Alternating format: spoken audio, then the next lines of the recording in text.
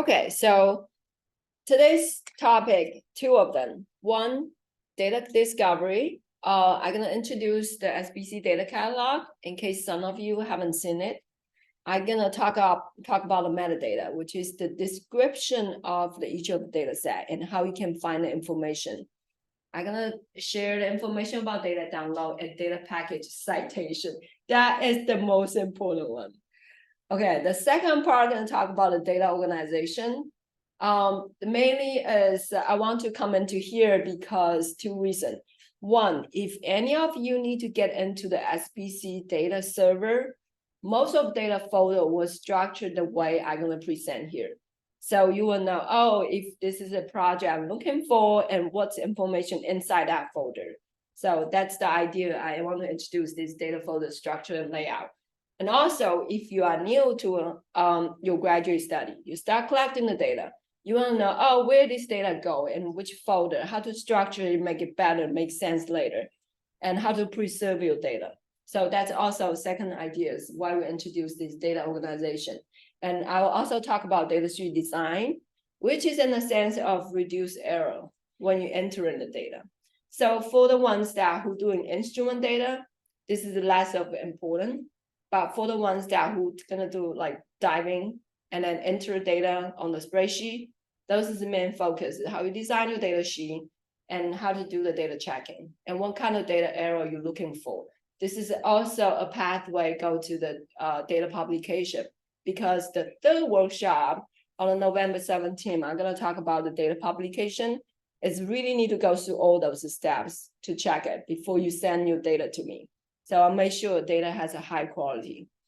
We also have some data error checking tips and also the metadata collection, which is also for the data publication. So all I talk about is like, by the end of your graduate study, you're gonna publish your data sets and how you get ready for that along the way. Okay, so first one, how to find the SBC data set. I'm talking SBC, Santa Barbara Coastal Long-Term Ecological Research Data. And for this, we have about 23 years history now, starting in 2000. And we have about 297 data sets now. And so we have a lot of data sets. How are you gonna find it? Where are they? So most of them, if you know the habitat type and keywords, go into the SBC data catalog directly and search a keyword, get in it. If you happen to read a paper, on that paper, it said, oh, this is the title of the data set, and this is the author, and this is temporal coverage of that data set. You can directly search those information on the searching page of the catalog. I will show you later. And the third one, for some of you, there's about, I would say 5%, 5 to 10% of data from SBC. And over the past 23 years, that is a legacy data we never really published. So they're not on the SBC data catalog. So if you talk to your advisor, they may say, oh, I remember we collect that data at one point at that time. SBC must have that data somewhere. Yes, they are on our server, but because I personally didn't have enough metadata information to describe that data set, I don't know how to, for example, what's the method for how to collect that data. So for reduce the list of misinformation, I decided not to publish that data set, or that data set didn't get published. So it sits on the server, and I may give you an account. If that's the case, I might give you an account to get onto the server to go get those data sets. Or if you know from your advisor saying, oh, in that data folder, under that particular folder name, I know the data set is there. You can tell me, I can zip the file and send it to you. That's even faster, because get onto the server typically take about 2 weeks for the IT office to sign you the account name, give you a password. It's a back and forth process to help you to log in the server. It's a little bit problematic. So the easiest way to go find the data from the SBC data catalog. That is the easiest way. Okay, so let's go into the catalog. You can follow me to explore what we have here. So this is the SBC data catalog. If you are get into the SBC Coastal LTR website. This is the main website page. The web address sbcltr.msi.ucsb.edu. If you get in there, under the data tab, there's SBC data catalog. So this is how you get on this page. And so we have 3 set of keywords here. If you know that your data is for watershed, from the beach, or from the reef, from the inshore, or from offshore, you can go ahead and click those, and the corresponding data set will pop up at the bottom. So those are all the reef data set, a lot of them. I'm not gonna go through all of them, but I can tell you some of data set we call a signature data set, which is like the important long-term time series data set. So just to navigate here, we call this data collections. So we have data collections and the description for each of the collection. And there may be between 1 to maybe 10 data set in each of collection because they come from the same experiment, come from the same method. Okay, so let's say, for example, this is reef data set, the first one, ongoing time series data set.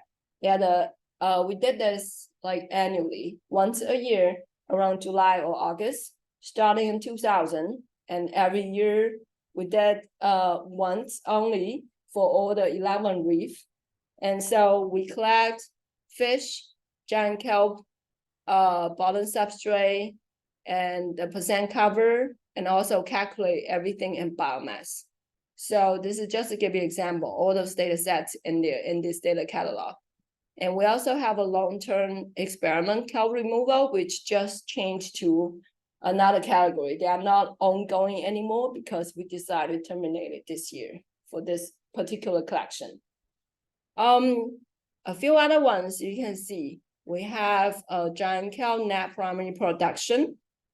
And we also have a lobster abundant size, which in case before you go diving for lobster, you can check which site has the more abundant ones. We also have a benthic competition experiment, including the benthic survey, the light data, and the brush composition. Also, we have a lava settlement on all the brushes from about 6 sites. It started in 1992. That data set is pretty early. And we also have a following data it's not a signature data set, but it's also, some of them also long time, a very long term, expand like 20 plus years. So you are welcome to explore by searching all those keywords and get into it. So those are the reef ones. And next one, beach. So beach has 3 main data sets. The time series red cover data set, all the kelp pile on the beach. They survey those once a month since quite early time. And they also count the shorebirds, and they also count the invertebrate and those kelp pile. Those are the beach data set. Watershed. Most of watershed data, it's already discontinued, but it's still, this is a historical record of this. So we have a precipitation from this many watersheds, and also additional information from the county weather station. We also archive their data set also here. And next collection, we have a stream discharge. There are still about 4 or 5 stream discharge instruments still in place and still recording. We're still updating. But other than that, most of them terminated because we decided to shift direction to mainly focus on the ocean part. And next one is stream chemistry. So all those got terminated about 2018.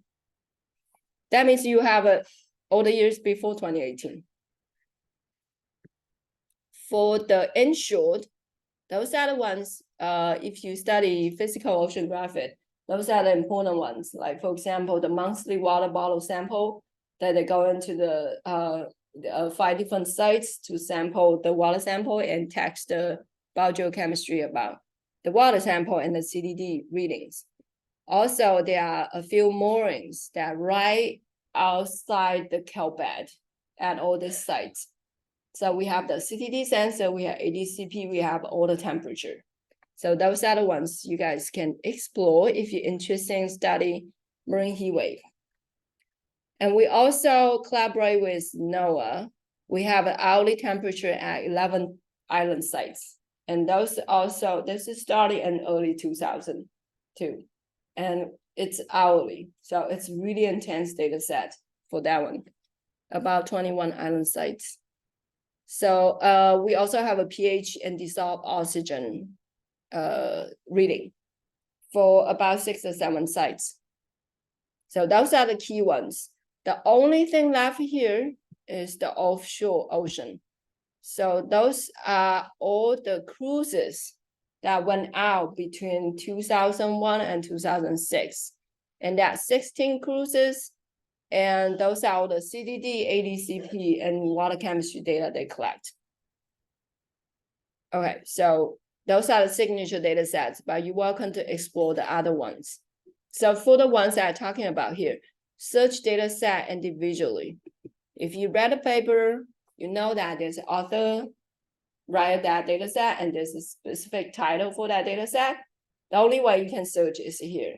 So you can put in the creator's name, or you can put in the title, or you can put in the start and end date of that data set, and you click search, you will pop out at the bottom. So that's a quick way to search to locate exact data set that you're looking for from a paper. Okay, so that's back to this one. Now we are talking about reading metadata. I want to use this kelp, giant kelp as an example here. So if you click this, you say, I'm interested in the kelp abundance and size. Okay, so first thing, you want to read about abstract because you want to know whether it's a data set you want. When you finish reading the abstract, this is something, the method and protocol are the ones you want to read. And so you understand how they collect the data. Every data set has a protocol at the bottom. All those time series data set has a protocol at the bottom describing, oh, this is how we collect it. And for example, this one has an overview, had a study site with longitude and latitude and information there, and what the transact look like and how they survey it for the giant kelp. So that's very important if you want to really understand data set before you start running analysis. And next one, you want to know where the site are. So you click the map, the temporal, geographic, and taxonomy coverage. You click that tab, it will pop up a map.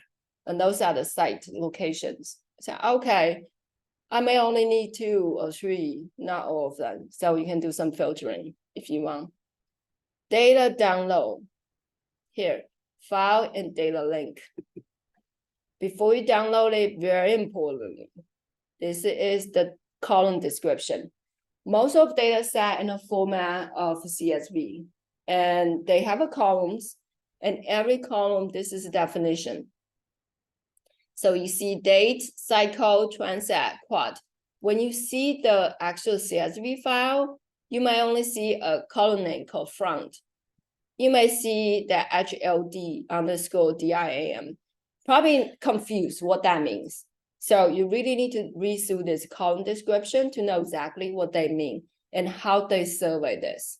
So when I first get to this project and I was like, okay, what they actually mean? I was like, oh, they only measure the whole facet greater than 20 centimeters. I didn't know that. I thought they measure everything. So that's what the metadata show us. Of course, if you don't know, you can always send us an email that I will send it to the data owner and he will be the one knows how to answer your question. Okay, so that's the metadata. The key point is to read the abstract, the method, and the column description. And that's also mean when you prepare a data set to publish, those are the information you need to provide it to me so we can publish the data set, like the abstract and how you collect the data set as detailed as possible, and the column description if you have a CSV file. If you don't, like for example, you have a NetCDF file, that would be a different story. We have a different set of template for it. Okay, Summary. Now, the last thing, data set citation. I did a test on the 2020 paper that we published about 30 papers that year. And I go through every one of them.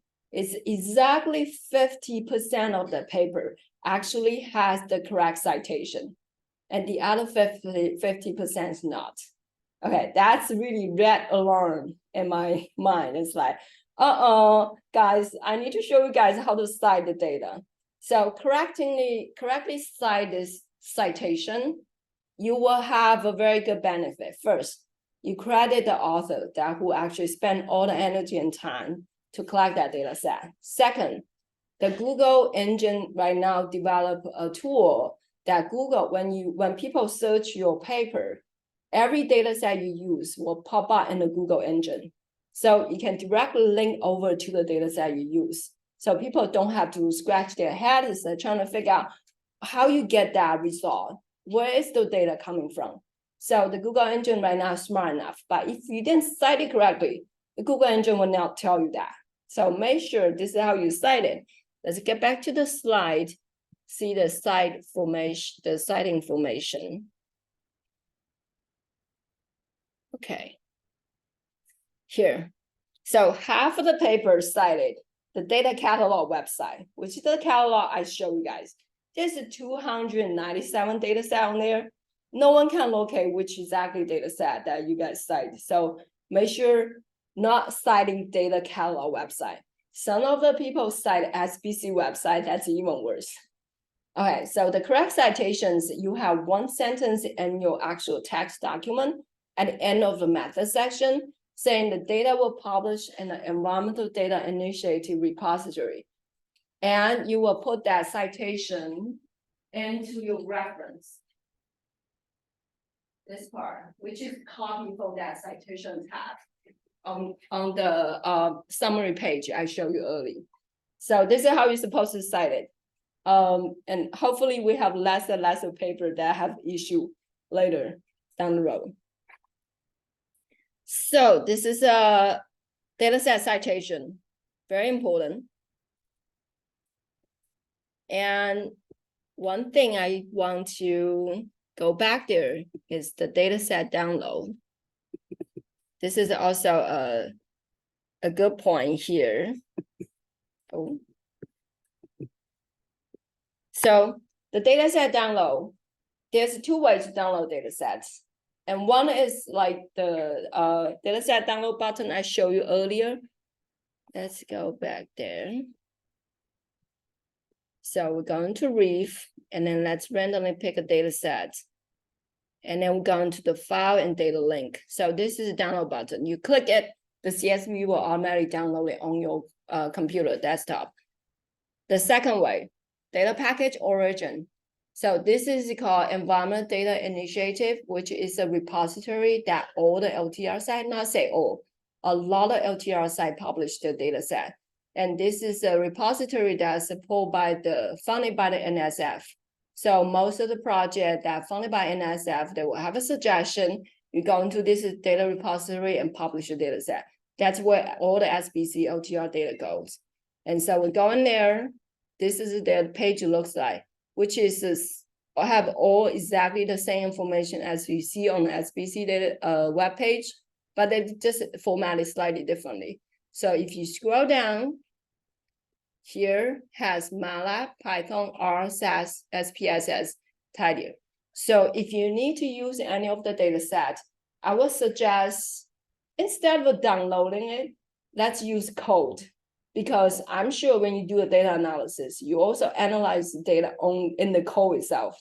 So in this case, when you share the code with your collaborator, you don't want to send like 300 gigabytes of data over to your collaborator. You can just send a code. And inside the code, it will download the data before the analysis kick in. So let's say because I use R, and when you click into it, you can either download this R script and run it, the data will download into your R environment. Or you copy and paste the whole trunk of code into your R environment. This will be the piece download it, checking it, give you a summary information, how many columns, what's the maximum minimum value for each of column. It gives you some summary, so you will know what the data looks like before you run analysis. Another benefit of running this code, another benefit is very important one is, look at this one. It tells you this is LTR SBC dataset 18 version 27, and with a specific unit code here. So this tell you is, you may run the analysis right now on the version that I published in 2023, but later next year, we decide to change how the biomass is calculated. And if you use a new data set or the update data set, the result may be changed. So you really want is exactly what that file, the data is. So you want to use this download method to get to exactly that CSV file, not the update version. I want an older version because I don't want to change my result in my paper. So this is the way that you can do that. It's just exactly that version, nothing more, nothing less. So this is data download. Okay, so that is, I'd like to give you guys about a minute to explore yourself. And then if you have any question, welcome to ask me, and before we move on to the next section.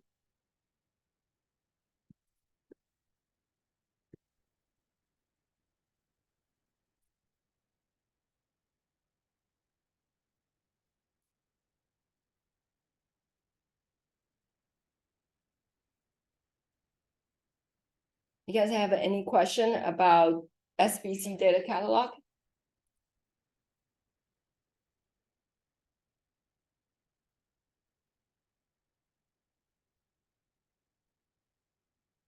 There's one more thing I do want to show you guys here. I did another page of the data outside of SBC, in case like, okay, some of you may be interested in the broader scale of the data, not just SBC data set.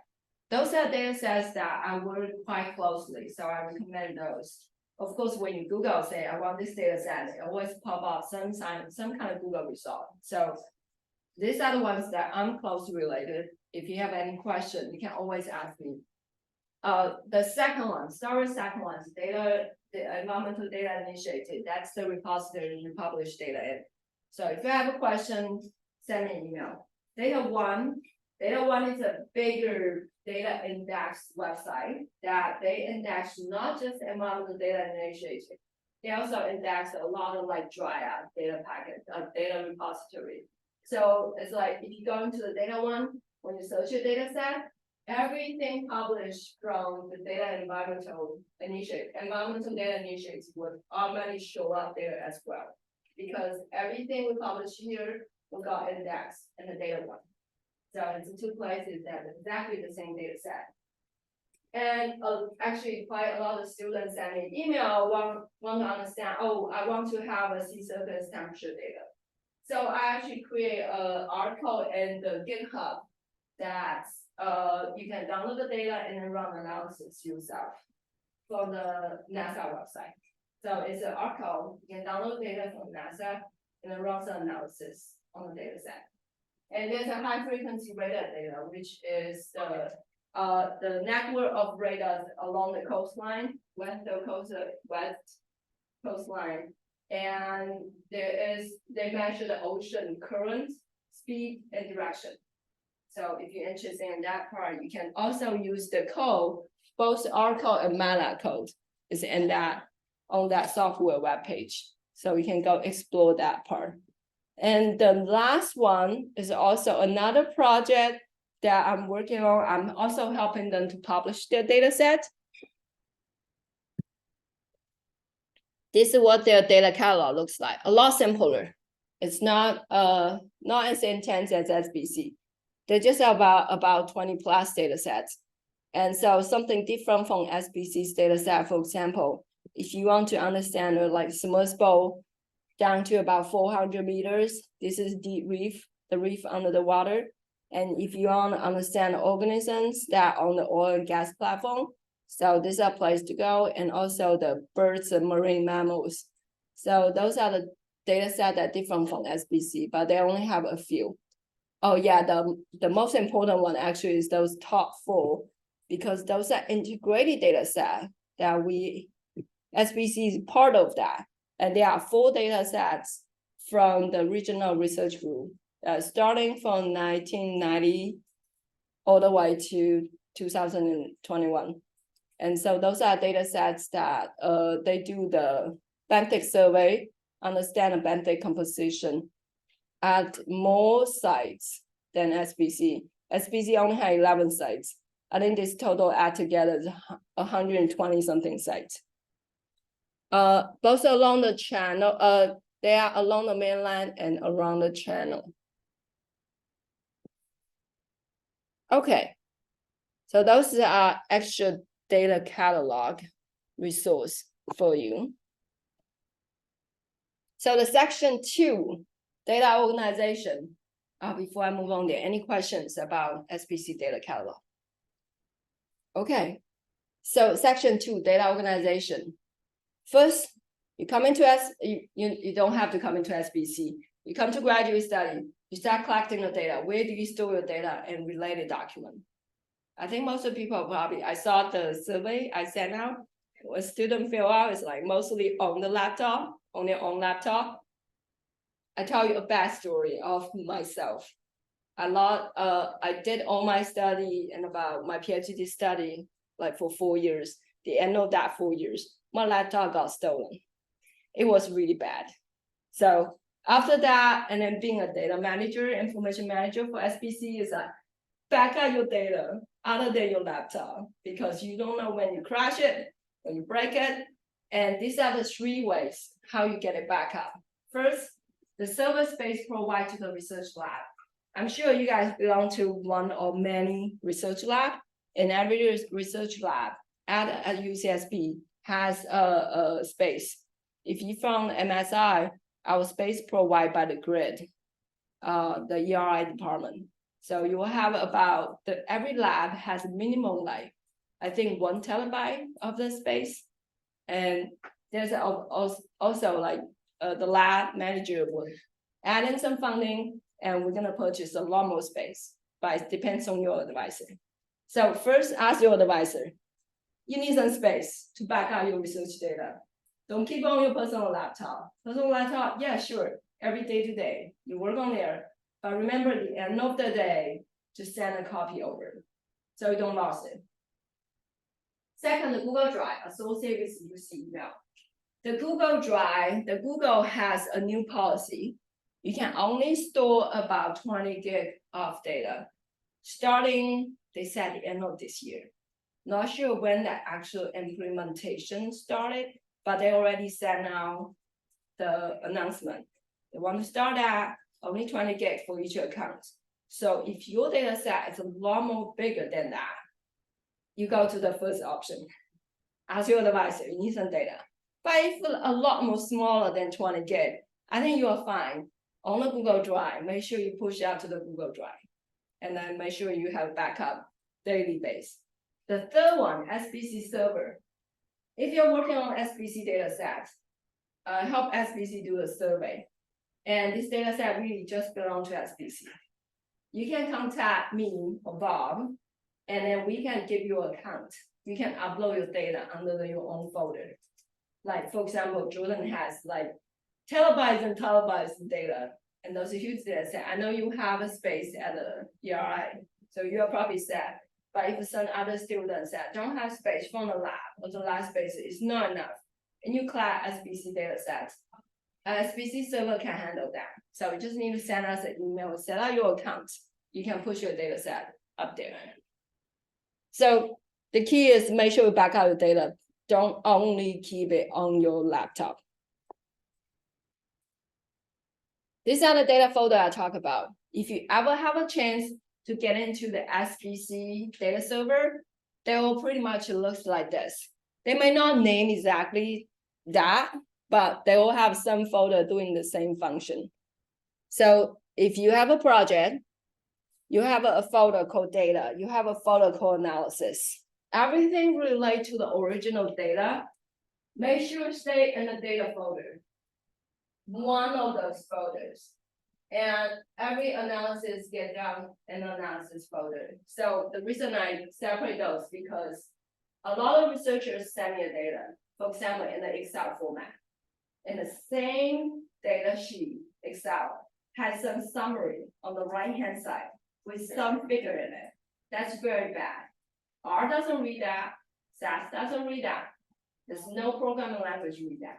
So we don't want to combine the analysis and the data together in one Excel sheet. No, let's separate them. They're not going to the data, and so the programming code can read it.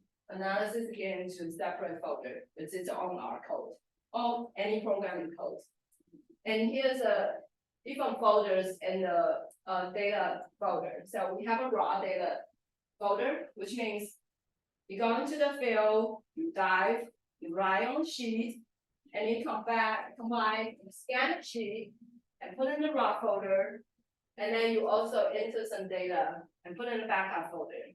And you also have a sheet that stands right outside the backup folder, say, okay, this is the sheet that ready for the R code or any programming code that are ready for cleaning to read the file.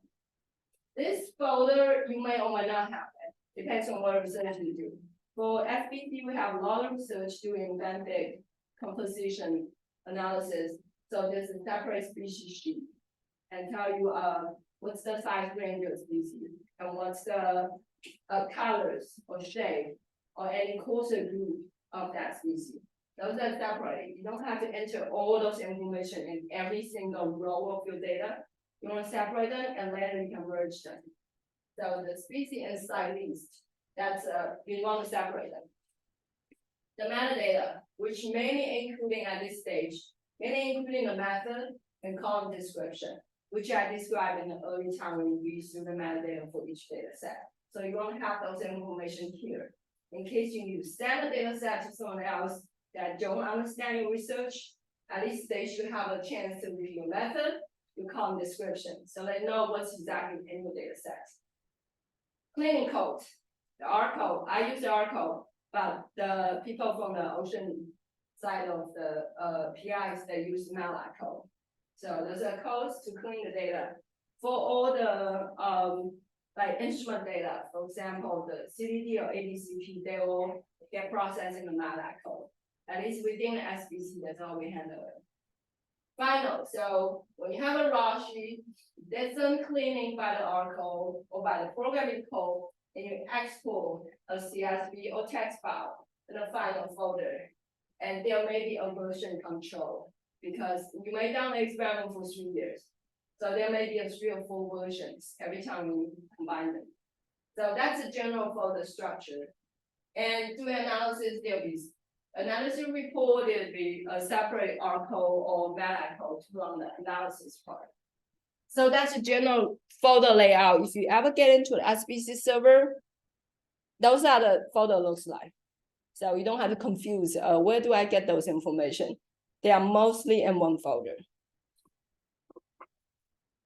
Okay, this is a fun part.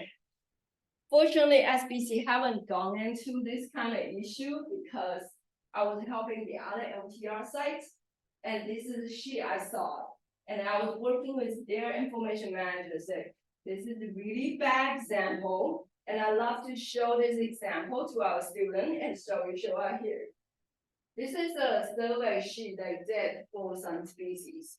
Okay, first they put this in an Excel, and they have some, let's start from the beginning. 2 tables in a single spreadsheet. That's bad. This is first survey, this is second survey. They put in one single spreadsheet with this color. No, we don't want to do that.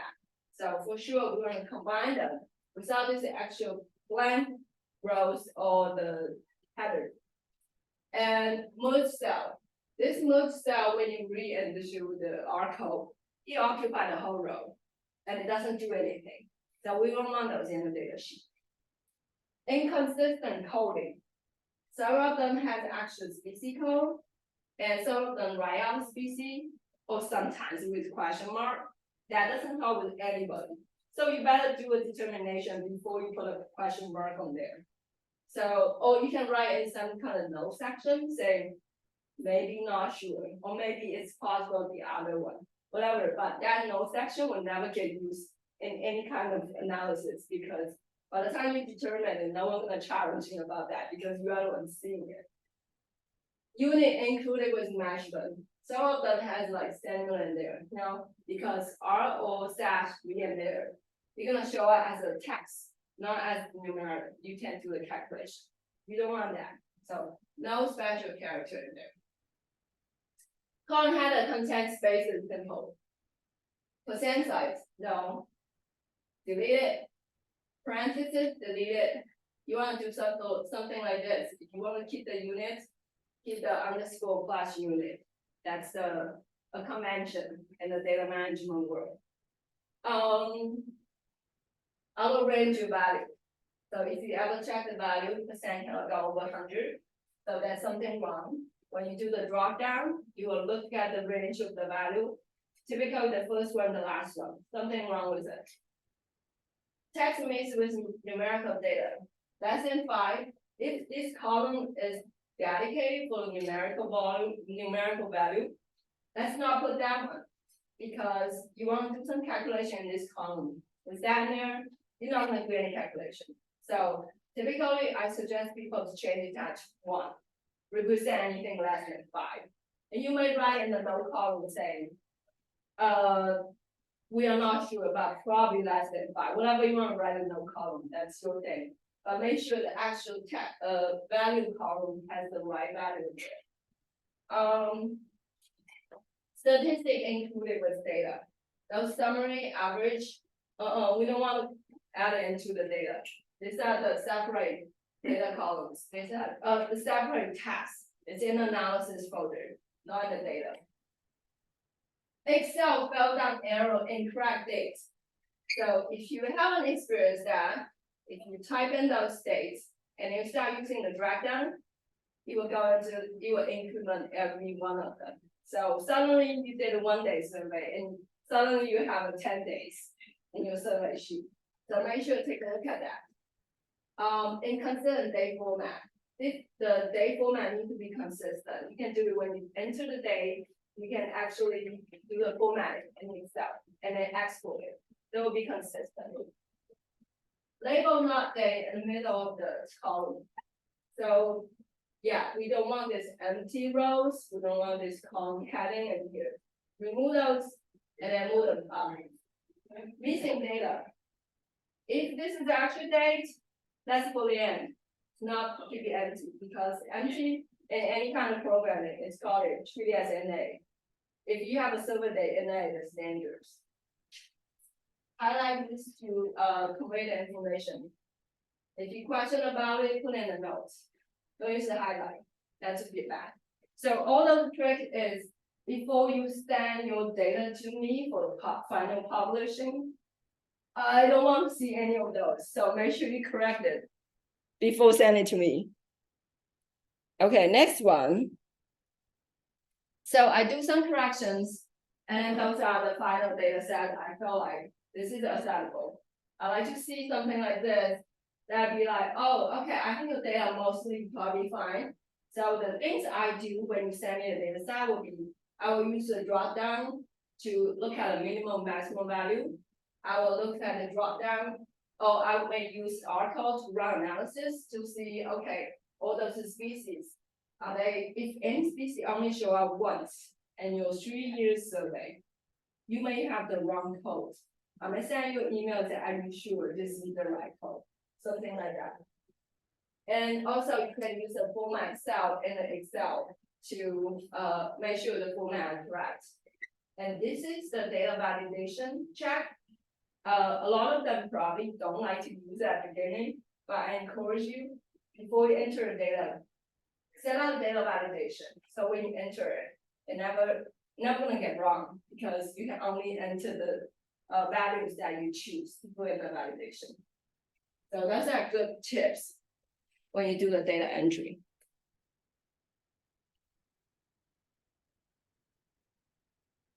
Here's other QA/QC that I typically done in my Oracle and for all the SBC long-term time series data sets. So First one is you want to find out the unique survey dates, site names. Sometimes people, when they do a survey across the 3 years, they may have a first time they call that site AQ, and second time they call it ARQ, whatever that is. So when you check the site name, and then you want to check the species code, the same idea. You want to check the range of the measurements. Use the all function summary. You want to look at any calculations. Is there any biomass or ratio calculation? Make sure get it done in our code.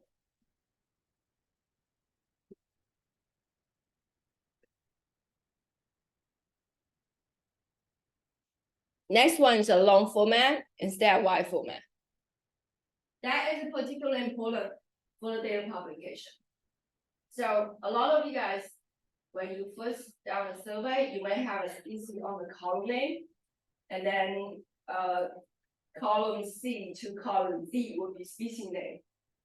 At the information management world, we prefer not to do that because it is hard for data publication and also hard for keeping a consistent data format. For example, the first year you only find 10 species, so you have 10 columns. The second year you find 3 more, then you have 13 species columns. That will change your format a lot. So when you read the article or anything, it's inconsistent when you do a data analysis. So we want to change all that to the long format. So you will have a column heading called species name, and then all the species name is in the long format. That's a preferred format for data analysis. This is the hard one. 0 fill the closest species. It means that when you go, you only want to look for this 10 species. You don't want to know anything else. So you can fill in the 0 for the ones that you didn't see. These are the hard ones. But in the R, it's very easy to do it. But for the people who use your data, for example, they see a species A showing up this year, species A didn't show up the next year. Does it mean you never look for it?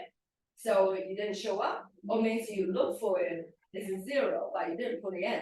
So you don't want people has a question for that. So you want to fill in the 0 when you could.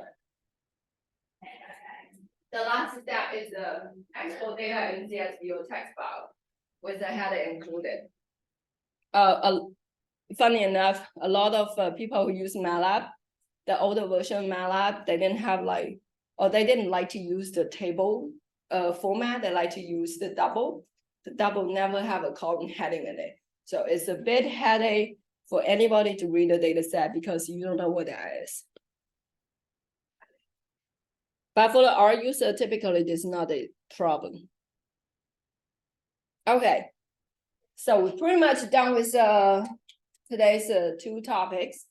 And the other 2 workshops, October 27, data visualization, learn about using R to create time series figures. So we have some time series figures using SBC data set, and I will show you some R code. And I think the highlight for that is if you never use ChatGPT, if you never use Copilot to do your coding, it's either on R or MATLAB, you can use those tools, and they are super powerful. You can quickly get into everything you want to do and complete and quick use those tools. So I can do some simple demonstration of how you use those Copilot or ChatGPT help you with your coding. November 17 is data publication. That is when you're in the later stage of your graduate study or when you have any data set ready. I'm happy to publish your data sets. So you have a DOI for your data set, so people can cite your data set. Remember here, you really don't have to wait until your paper to publish your data set. No, data set should get published whenever it's clean. So you don't have to wait like, oh, we want to get this paper published and then we publish the data set. No.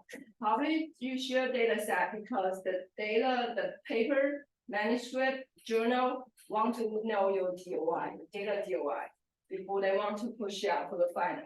So you really want to publish the data set earlier.